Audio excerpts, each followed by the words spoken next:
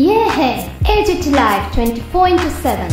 ये হচ্ছে AGT live 24/7। This is AGT Live 24/7। বিদ্যুতের মাসুল বৃদ্ধি এসব সত্ত্বেও যে কোনো রকম নতুন নিয়োগ নেই, একজনও ইঞ্জিনিয়ার নিয়োগ নেই নতুন করে, কোনো রকম অভিজ্ঞ কর্মী নিয়োগ নেই এবং না আধুনিকরণ করা হয়েছে। আপনার তো যন্ত্র বিদ্যুতের যন্ত্রণা কিভাবে বুক করতে হচ্ছে, অপারেশন থিয়েটারে আগরতলার মতো জায়গায় বিদ্যুৎ চলে যায়, ঘন্টার পর ঘন্টা থাকে না, আইসিইউতে থাকে না, গ্রামে পাহাড়ে এবং মহকুমা সদরে 7-8 দিন বিদ্যুৎ থাকে না, সেখানে পানীয় জল সরবরাহ করতে পারে না। এই সমস্ত আজকে তো নিত্য নৈমিত্তিক ঘটনা। একটা সময় ছিল যখন ছিল ঘোষণা দিয়ে লোডশেডিং, আজকে তো অবর্ষিত ভাবে যখন তখন যে কোনো কারণে লোডশেডিং হয় না। আমি শুধু বলবো এই ক্ষেত্রে যে আজকে কতটা জায়গায় দিয়েছে, মানুষের কতটা জায়গায় দিয়েছে বিজেপি দলটা, দ্বিচারিতা কোন জায়গায় দিয়েছে। সম্প্রতি আপনাদের সংবাদ মাধ্যমে আমরা খবর দেখেছি, রাজ্যের কোনো একটা জেলায় বিজেপি দলের নামে স্মার্ট মিটারের বিরুদ্ধে, প্রিপেড বিলিং এর বিরুদ্ধে তারা ধর্ণা আন্দোলন সংগঠিত করছে। কার বিরুদ্ধে?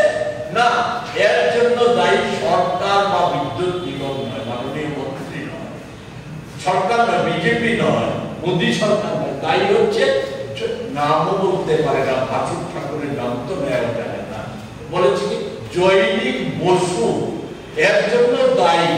আর পূর্বেকার সরকারের দালালরা যারা এখন বিদ্যুৎ নিগমে বসে আছে তারা দায়ী। কাকে আড়াল করার চেষ্টা করছে? যারা দেশটাকে সর্বনাশ করে দিচ্ছে, পুনরায় যে জায়গাটাকে আমাদের পরাধীন ভারত যে জায়গায় ছিল সেই জায়গায় নিয়ে যাওয়ার চেষ্টা করছে। আমি সেই ক্ষেত্রে আমি আরো ছোট্ট একটা উদাহরণ দিয়ে আমি সেই ক্ষেত্রে একটা কথা বলে আমার কথা বলার চেষ্টা করবো। এই যে শুধু বিদ্যুতের না, আপনারা দেখেছেন কোন রকম নিয়ম নীতি বহির্ভূত ভাবে পথ করে নামে একদিকে সরকার যে ওই কসাইয়ের ভূমিকা, সরকারের সাথে কসাইয়ের পার্থক্য, কসাইয়ের ভূমিকা পালন করার মতো রান্নার যে গ্যাস পাইপলাইন গ্যাস, সেই গ্যাসের মূল্য বৃদ্ধি করে দিয়েছে। এটা রোড ট্যাক্স ভারতবর্ষের ভারতে কোথাও নেই পথ কর, এত পরিমাণ পথ কর যে রোড ট্যাক্স প্রায় 30 টাকা, 130 টাকা রোড ট্যাক্স। 100 টাকা গ্যাস ব্যবহার করলে পরে রোড ট্যাক্স সহ ভ্যাট 4.5% ভ্যাট যুক্ত করে 30 টাকা অতিরিক্ত দিতে হবে। এর সাথে যুক্ত হয়েছে গ্যাস কোম্পানিগুলি সরকারের সহযোগিতা নিয়ে আপনার গ্যাসেরও মূল্য বৃদ্ধি করেছে। সব আমি উল্লেখ করতে চাই না, এক মানে ঘনমিটার গ্যাস বাড়ি ঘরে যে ব্যবহার করে 39 টাকা 87 পয়সার গ্যাস বর্তমান মূল্য দাঁড়িয়েছে 40 টাকা 8 পয়সা। বাণিজ্যিক ভাবে 49 টাকা 37 পয়সা গ্যাসের দাম বেড়ে দাঁড়িয়েছে 52 টাকা 27 পয়সা। 80 টাকা যানবাহনে ব্যবহারযোগ্য গ্যাস 76 টাকা 96 পয়সা থেকে বেড়ে দাঁড়িয়েছে 80 টাকা 53 পয়সা। এর ফলে শুধু গ্যাসের দাম বাড়ার ফলে রান্নাঘরে শুধু দাম পড়বে না, গৃহস্থদের শুধু দাম পড়বে না, যানবাহন সহ খাদ্যদ্রব্য সব কিছুর মূল্য বৃদ্ধি হবে। বিকশিত ভারত, বিকশিত ত্রিপুরা এই জায়গায় নিয়ে গেছে। এর সাথে আমি আরেকটা বিষয় যুক্ত না করে পারছি না এই সময় প্রাসঙ্গে, যে আমি যেটা দিয়ে শুরু করেছিলাম, জনবিরোধী চেহারা এবং দেশের চেহারা, যে সময়ের মধ্যে সাধারণভাবে আইন শৃঙ্খলা যাতে চরম অবনতির বিষয়গুলি তো আপনারা প্রতিনিয়ত আপনাদের মাধ্যমে আমরা জানতে পারছি যে আইন শৃঙ্খলার কি জাতীয় চরম অবনতি হচ্ছে। এইগুলি তুলে সময় নষ্ট করবো না, শুধু বলবো যে জাতীয় কংগ্রেস সহ স্বীকৃত বিরোধী দল সিপিআইএম এদের স্বাভাবিক রাজনৈতিক কাজকর্মের উপর হস্তক্ষেপ মারাত্মক ভাবে এই সময়ের মধ্যে বেড়েছে। আমি দীর্ঘ ইতিহাস 7.5 বছরের ইতিহাস, শুধু 1 মাসের মধ্যে সুশাসনের যে প্রচার, সুশাসনের প্রচার আমার বিরোধীদের আমাদের চোখে ছানি পড়ে গেছে, অন্ধ হয়ে গেছে। শুধু তাদের উদ্দেশ্য করবো, ওই সমস্ত কিছু নাই বা দেখবে। ওই আমি কমলপুরের ওই বিজেপির পৃষ্ঠা প্রমুখ আর আপনার ওই মিডিয়া সেলের যিনি সেই জায়গার নেতা, ওকে যে খুন হতে হলো দলীয় কর্তৃত্ববাদীদের স্বার্থ পূর্ণ হতে পারে বা চরিত্র উন্মোচিত হয়ে যেতে পারে, একে আড়াল করার জন্য নৃশংসভাবে তাদেরকে আমি এই সমস্ত ঘটনা করবো না। আমি শুধু বলবো এই সময়ে জনপ্রতিনিধিরা যারা বিধানসভার সদস্য তারাও নিরাপদে চলাফেরা করা, তাদের বাক স্বাধীনতা হরণ করার মতো অনেক ঘটনা সংঘটিত হচ্ছে। সম্ভবত গত পরশু দিনই ওই আমাদের রাজ্যের বর্ষিয়ান কংগ্রেস বিধায়ক গোপাল রায়, ওনার রাজনৈতিক কর্মকাণ্ড করার জন্য ওনার বিধানসভা কেন্দ্রে একটা জায়গায় জড়ো হয়েছিল। সেখানে ওনাকে ওনার সভা বাঞ্চালের চেষ্টা এবং ওনাকে আক্রমণের চেষ্টা করা আমরা তার পূর্বে দেখেছি। ওনার বক্তব্যের যথার্থ একটা অংশকে উল্লেখ করে এটাকে তুলে ধরে সেখানে কি বরাবর উশৃঙ্খল অবস্থা সৃষ্টি করা হয়েছিল, সরকারি বাসভবনে আক্রান্ত করা হয়েছিল পুলিশের সামনে, এই সমস্ত ঘটনাগুলি হয়েছে। এই সময়ের মধ্যে এক মাসের মধ্যে সিপিআইএম এর মিছিল, সভা, আক্রমণ সহ তাদের কার্যালয়ে আক্রমণ, তাদের নির্বাচিত বিধায়কদের উপর আক্রমণ, বাড়ি ঘরে আক্রমণ, এই ঘটনাগুলি এই সময়ের মধ্যে অনেকটাই বেড়েছে। এর কারণ কি? কারণ হচ্ছে কি ভারতবর্ষে প্রকৃত অবস্থা, ত্রিপুরার প্রকৃত অবস্থাকে আড়াল করার চেষ্টা, ঢেকে রাখা যাচ্ছে না।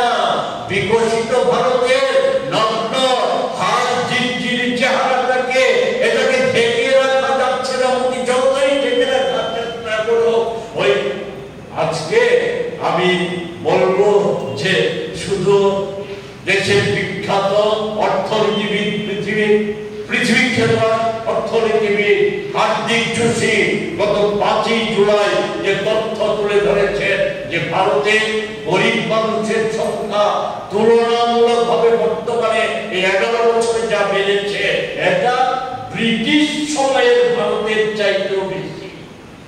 এটা হার্দিক বেশি বিষয়ে আজকে যাব না, এগুলি অন্যায়দের তুলব। শুধু একটা কথা বলে, হার্দিক যোশী এটা শুধু নিজেই বলেছেন ব্যাপারটা এমন না, হার্দিক যোশীর কথাকে অনুসরণ করে মোদী মন্ত্রিসভার অন্যতম গুরুত্বপূর্ণ মন্ত্রী নীতিন গডকরি উনি উল্লেখ করেছেন 11 বছরে দারিদ্রতা বেড়েছে, বেকারি বেড়েছে, কৃষক শ্রমিকদের জীবনে সংকট বেড়েছে, ধনী দরিদ্রের ব্যবধান বেড়েছে। হার্দিক যোশীর থেকে অনেকটা এগিয়ে উনি সেই কথা বলেছেন এবং বলতে গিয়ে এটাও বলেছিলেন উনি যে ভারতবর্ষে নরসিংহ রাওজি প্রধানমন্ত্রী থাকার সময়ে এবং বিশেষত মনমোহন সিংজি প্রধানমন্ত্রী থাকার সময়ে যে পথ অনুসরণ করা হয়েছিল, সেই পথ যদি অনুসরণ করা হতো বা হয়, সেই পথ যদি অনুসরণ করা হয়, তাহলে ভারতবর্ষের অর্থনৈতিক অবস্থা এখন যা আছে এ দিয়ে এই সমস্তগুলির মোকাবেলা করা, আর্থিক ব্যবধান এবং বৈষম্য কমিয়ে আনা সম্ভব হবে। এটা আমাদের কথা নয়। জানি না এ কথা রাহুল গান্ধী বলার জন্য, রাহুল গান্ধীকে একাধিকবার বলা হয়েছে পাকিস্তানের এখন মোদীজিকেও না কোনো সময় মোদীজি বা তার আইটি সেল বলে বসবেন যে উনিও পাকিস্তানের দালালি করছেন। যাই হোক, আমরা শুধু বলবো এগুলি বা ত্রিপুরার বিষয়গুলি মানুষকে আর বেশি দিন বোকা বানিয়ে রাখা যাবে না। আমরা কংগ্রেস, আমরা ময়দানে আছি, ময়দানে থাকবো, ময়দানে থাকার সুবাদে এই যে দেশের যে অযৌক্তিক অন্যায়, মূল্য বৃদ্ধি এবং কর বৃদ্ধি, পাশাপাশি আপনার বিদ্যুতের এই যে মাসুল বৃদ্ধি, মানুষের নাগালের বাইরে নিয়ে যাওয়া, বেসরকারীকরণের চেষ্টা, এই সমস্ত কিছুর প্রতিবাদ জানিয়ে আমরা আগামী 10 তারিখ আমরা রাজ্য জুড়ে আমরা বিক্ষোভ কর্মসূচি পালন করব। সদরে আমরা বিক্ষোভ প্রদর্শন করব আগামী 10 তারিখ 12টায়। আমরা পরবর্তী সময়ে আপনাদের আমরা জানিয়ে দেব, সময় স্থান ইত্যাদি আমরা জানিয়ে দেব। আমরা আপনাদের সহযোগিতা চাইছি রাজ্যকে রক্ষা করার জন্য, রাজ্যবাসীকে রক্ষা করার জন্য আমরা আপনাদের সহযোগিতা চাইছি। পাশাপাশি সরকারের কাছে আমরা অন্তত এটা বলবো, সরকারের মুখিয়া এবং পুলিশ প্রশাসনের কাছে, না অন্ততপক্ষে আর যাই পারুন না পারুন রাজধর্ম পালন করুন, এক চক্ষু নিয়ে আচরণ করবেন না, রাজধর্ম পালনে এগিয়ে আসুন। এই কথা বলি তুলে ধরার জন্য বলেছি। আমার সহযোগীরা যদি কিছু যুক্ত করার থাকে নিশ্চয়ই যুক্ত করবেন, না হয় আমাদেরকে বিদ্যুতের বেসরকারিকরণ বন্ধ করতে হবে, চলবে। 2 হচ্ছে স্মার্ট মিটার প্রিপেড।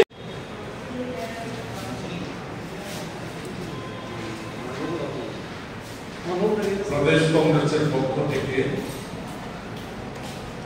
আমি উপস্থিত সমস্ত সাংবাদিক বন্ধুদের আমি শুভেচ্ছা জ্ঞাপন করছি। আমার সাথে আছেন আজকে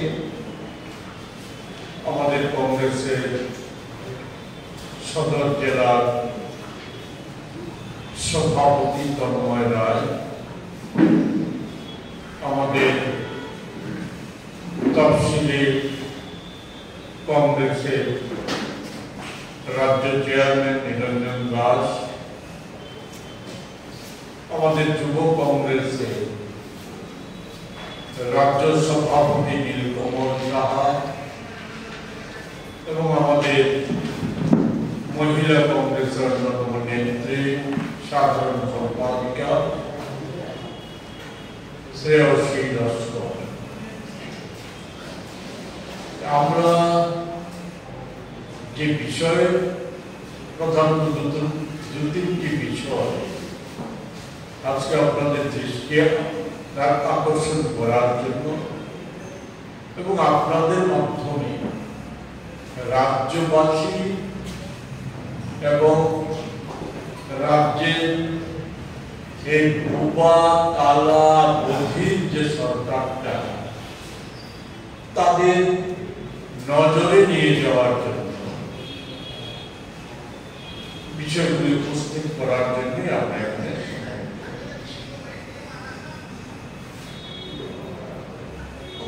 লক্ষ্য করছি, আপনারাও হয়তো একমতই হবে যে কি কেন্দ্রে কি রাজ্যে আরএসএস বিজেপি নেতৃত্বাধীন মোদী সরকার বা আমাদের রাজ্যের ত্রিপুর ইঞ্জিনের সরকার যত দিন যাচ্ছে তত বেশি তাদের জনবিরোধী চেহারা আর অন্যদিকে ফ্যাসিস্ট রূপ, এই দুটোই তত বেশি উন্মোচিত হয়ে যাচ্ছে।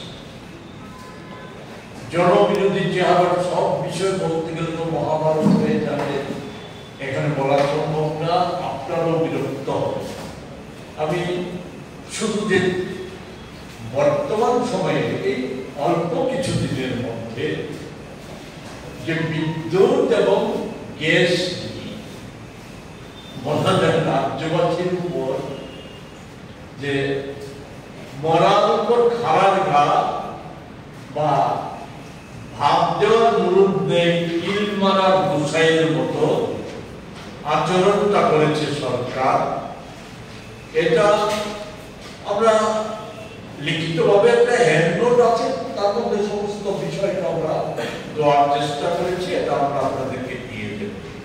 আমি শুধু এক্ষেত্রে অতি সংক্ষিপ্তভাবে কয়েকটা বিষয় তুলে ধরছি।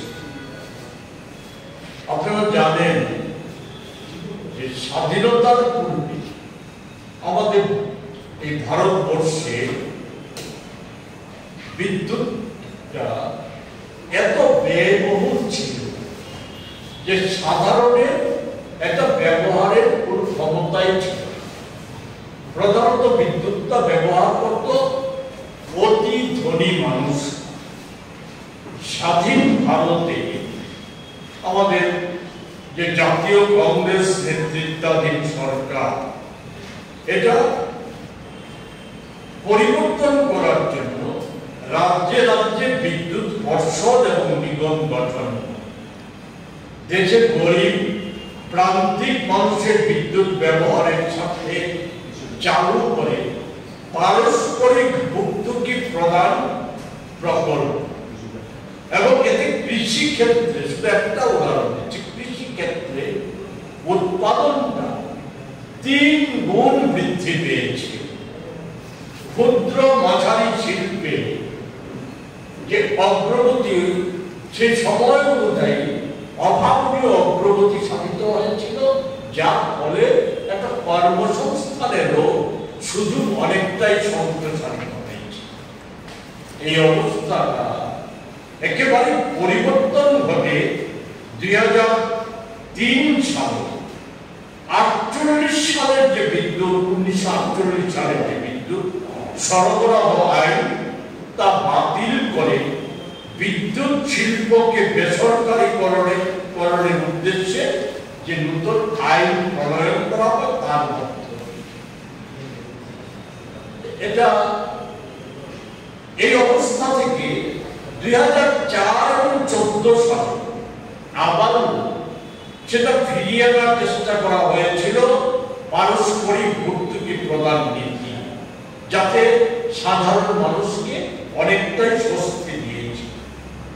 আবার 14 সালের পর এই ক্ষেত্রে যে একেবারে বিদ্যুৎটাকে সম্পূর্ণরূপে বেসরকারি অর্থাৎ কর্পোরেটদের হাতে তুলে দেওয়ার একটা ব্যবস্থা গ্রহণ করার শুরুটা করেছিল, আপনারা হয়তো সকলেই জানেন, ওএনজিসি, এনটিপিসির মতো বিদ্যুৎ উৎপাদনকারী যে সংস্থাগুলি তাদের 50% বেশি শেয়ার তুলে দেওয়া হয়েছিল কর্পোরেটদের হাতে।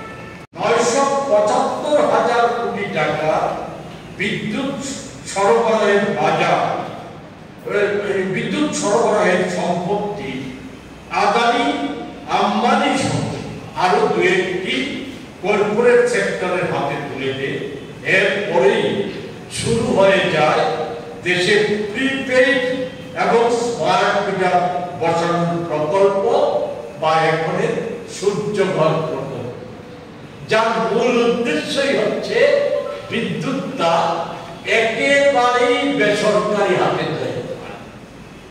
এবং এর ফল কি হতে পারে, যতই এখানে আমাদের রাজ্যে, আমি সারা দেশের কথা বলতে চাই না, আমাদের রাজ্যে বিদ্যুৎ মন্ত্রী এখন কিছুটা কম আছে, স্থিমিত হয়েছে, জানি না কারণ। এর গত প্রায় বেশ কিছুদিন যাবতে উনি রাজ্য জুড়ে চলছে বেরোচ্ছে যে বিদ্যুৎ গ্রাহক এখন থেকে নিজেই উৎপাদক, নিজেই গ্রাহক, এবং শুধু তাই না, এদিকে উপার্জন করা যায়। কার্যত বিদ্যুৎ যে একেবারে দুর্মূল্য হয়ে যাচ্ছে, মানুষের নাগালের বাইরে চলে যাচ্ছে, আমরা যে বলছি এটা যে একবারে বেসরকারীকরণের মধ্য দিয়ে সাধারণের ক্ষমতার বাইরে নিয়ে যাওয়া হচ্ছে, এর ছোট কয়েকটা দৃষ্টান্ত এখানে আছে। আমি বিস্তারিত উল্লেখ করবো না, শুধু কয়েকটা বলব। আপনারা জানেন এর মধ্যে যে 22 সালে 975,000 কোটি টাকা তুলে দেওয়া সহ মোদিজি ওনার যে বিশিষ্ট বান্ধব আদানি তার স্বার্থ রক্ষা করার জন্য কয়লার উপর জিএসটি ও নানা ট্যাক্স বৃদ্ধির সাথে সাথে উনি বিদ্যুৎ উৎপাদক সংস্থাগুলিকে নির্দেশ দিয়েছে, দিয়ে বাধ্য করেছে আদানির কয়লা খনি থেকে 40% বেশি বিদ্যুৎ আমদানি করার জন্য। এরপর স্বাভাবিকভাবে দেশের মূল্য বৃদ্ধির পেছনে আমাদের রাজ্যে স্মার্ট মিটারের দল কি আপনাদের প্রচার মাধ্যমে প্রতিদিন বেরিয়ে আসছে, মানুষের খুব বিক্ষোভ প্রতিদিন বেরিয়ে আসছে। এই স্মার্ট মিটার আমাদের রাজ্যে যেটা বসানো হয়েছে, এ দিয়ে যারা বসিয়েছে তারা 1,000 কোটি টাকা রাজ্য থেকে তুলে দিয়ে গেছে। স্মার্ট মিটারের আজকে আমি তো বলেছি আগে সব বিষয়ে বলবো না, এর ফলটা কি হচ্ছে? স্মার্ট মিটারের ফলে এবং প্রিপেইড ব্যবস্থার ফলে একটা এমন ঘটনা তো প্রায়শই ঘটে, কোন গ্রাহক, রাজ্য গ্রাহক যার নিয়মিত বিল ছিল 400 বা 500 টাকা, তার হয়ে যাচ্ছে লক্ষাধিক টাকা। আর বর্তমান সময়ে এগুলি জানেন, এগুলি পুরনো কথা আমি বলতে চাই না, যে এই 7.5 বছরে নিগম অর্থাৎ সরকার গেতর সালে, মানুষের গেতর সালে এই 77 পয়সা, যেটা সম্প্রতি 7 দিন 5 দিন আগে যেটা ঘোষণা করেছে, এই 77 পয়সা ট্যাক্স কর আরোপের আগে 15% কর বৃদ্ধি করেছে। এছাড়া বিভিন্ন সারচার্জ, ফুয়েল চার্জ, এনো চার্জ, তেলো চার্জ, এগুলি করে নিয়মিত তো মাসুল বৃদ্ধি করে যাচ্ছে। এই জুলাই মাসে যেটা আমাদের সবচাইতে বেশি আতঙ্কিত করে তুলেছে, রাজ্যবাসীকে আতঙ্কিত করেছে, সব অংশের মানুষকে, কংগ্রেস কমিউনিস্ট বিজেপি নির্বিশেষে সব অংশের মানুষকে আতঙ্ক করেছে। জুলাই মাসে ঘরে ঘরে যে বিদ্যুতের বিল যাচ্ছে, এই বিদ্যুতের বিলে দেখা যাচ্ছে যে কোনো বাড়িতে যারা আগে 1000 বা 900 টাকা বিদ্যুতের বিল দিত, তাদের 2100-2200 হয়ে যাচ্ছে টাকাটা। এতে তাদেরকে জিজ্ঞেস করলে যেটা জানা গেছে, জিজ্ঞেস করে যেটা জানা গেছে, 377 পয়সা বৃদ্ধি এটা কার্যকরী হবে এপ্রিল মাসে, কার্যকরী হচ্ছে এপ্রিল মাসের 1 তারিখ থেকে। কোন জগতে আছি আমরা? মূল্য বৃদ্ধি হয়েছে, রাজ্যবাসী জানে না, অথচ রাজ্যবাসীকে যে মূল্যটা দিতে হচ্ছে, যেদিন জানলো, জানানি হলো তার 3 মাস আগে থেকে আগে তো একটা সময় ছিল মানুষের বেতন বৃদ্ধি হলে পরে, ডিএ বৃদ্ধি হলে পরে সরকার স্বাভাবিকভাবে আমরা ধরে নেব জনকল্যাণকামী সরকার, আর এরা তো বলে আমরা সুশাসনের সরকার, সুশাসনের সরকার, উন্নয়নের সরকার, প্রান্তিক মানুষদের আমরা সরকার। তাহলে সরকার যদি উন্নয়নমুখী হয়, সরকার কতটা নির্লজ্জ হয়ে পড়ে বা বেলাজা হয়ে পড়ে যে সরকার এই পয়লা এপ্রিল থেকে, এবং আরো আশ্চর্যের কথা, অনেক গোপন কিছু রেখে দিয়েছে, নানা রকম ট্যাক্সের মাধ্যমে এই ইয়েটা তারা করটা কার্যত যে বৃদ্ধি পেয়েছে, যে একেবারে ন্যূনতম কর যেটা বেড়েছে 700 থেকে 800। আমি আপনাদের বোঝার জন্য আমি যে একটা ছোট্ট একটা উদাহরণ দেবো। একটা বিলে 2406 টাকা আছে, এর মধ্যে দেখা যাচ্ছে নানা চার্জ, সেই চার্জগুলির অর্থ গ্রাহক জানেও না, একেবারে অজ্ঞাত। নানা চার্জ মিলে চার্জেই হচ্ছে শুধু 759 টাকা। এটা নিয়ে আমি শুধু একটাই বলবো যে এই আমাদের রাজ্যের বিদ্যুৎ নিগমটা সবাই জানে যে একটা সময় এটা একটা লাভজনক সংস্থা ছিল, এবং এতটাই লাভজনক সংস্থা হয়েছিল যে 18 সালের আগে ব্যাংকের স্থায়ী আমানত ছিল 350 কোটি টাকার বেশি। আর আজকে এই 6 বছরে সে আমানতের তো কোনো হদিশ নেই। নতুন করে গত মার্চে বিদ্যুৎ নিগমের হিসাব 285 কোটি